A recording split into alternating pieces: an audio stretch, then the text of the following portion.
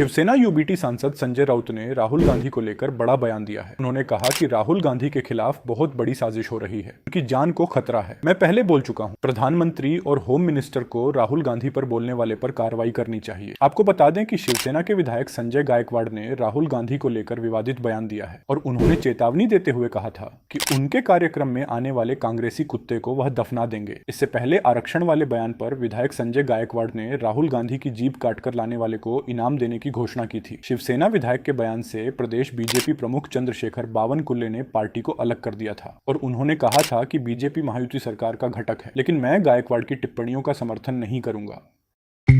Baspa supremo Mayawati ने bulldozer action को लेकर सुप्रीम कोर्ट की टिप्पणी पर सोशल मीडिया पर लिखा कि बुलडोजर विध्वंस कानून के राज्य का प्रतीक नहीं होने के बावजूद इसके प्रयोग की बढ़ती प्रवृत्ति चिंतनीय है। वैसे बुलडोजर व अन्य किसी मामले में जब आम जनता उसे सहमत नहीं होती है, फिर केंद्र को आगे आकर के उस पूरे देश के लिए एक समान गाइडलाइन बनाना चाहिए, जो नहीं किए जा रहे हैं। वरना बुलडोजर एक्शन के मामले में सुप्रीम कोर्ट को इसमें दखल देकर केंद्र सरकार की जिम्मेवारी को खुद नहीं निभाना पड़ता, जो यह जरूरी था। केंद्र व राज्य सरकार संविधान व कानूनी राज्य के अमल होने पर जरूर ध्यान दें।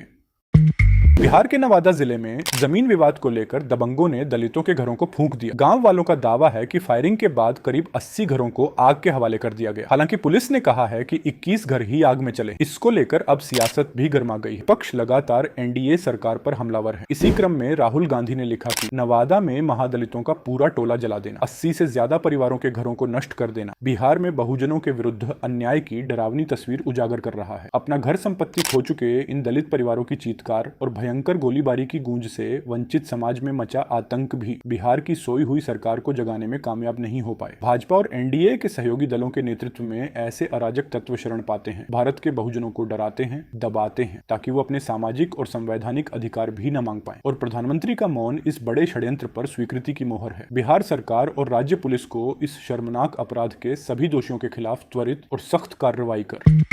महाराष्ट्र में इस साल के अंत में विधानसभा चुनाव होने हैं, लेकिन चुनाव से पहले ही प्रदेश में नेताओं के पाला बदलने का खेल शुरू हो गया है। इसी क्रम में अब सत्ताधारी महायुति गठबंधन का हिस्सा और प्रदेश के उप मुख्यमंत्री अजित पवार को बड़ा झटका लगा है। अजित पवार के एनसीपी के नेता और छगन भुजबल के समर्थक ईश्वर बाल बुधे ने अजित पवार का साथ छोड़कर शरद पवार का हाथ थाम लिया है। ईश्वर बाल बुधे ने 20 सितंबर को आधिकारिक रूप से शरद पवार के नेतृत्व वाली राकांपा में शामिल हो जाएंगे। इस दौरान पार्टी कार्यालय में शरद पवार और जयंत पाटिल भी मौजूद रहेंगे। ईश्वर बाल बुधे ने अपने इस फैसले पर कहा कि अजीत पवार की तरफ से ओबीसी सेल को समर्थन नहीं मिल रहा है। जाहिर है कि ईश्वर बाल बुधे की ओबीसी समाज पर अच्छी पकड़ मानी जाती है। ऐसे में चुनाव से पहले ईश्वर बाल बुधे का जाना अजीत गुट के लिए बहुत बड़ा झटका माना जा रहा है। चर्चाएं ये भी है कि ईश्वर बाल बुधे के साथ अन्न व आपूर्ति मंत्री छगन भुजबल के कुछ समर्थक भी राकांपा अजत गुट से इस्तीफा दे सकते हैं। ईश्वर बाल बुधे अविभाजित एनसीपी में ओबीसी विभाग के प्रदेश अध्यक्ष थे।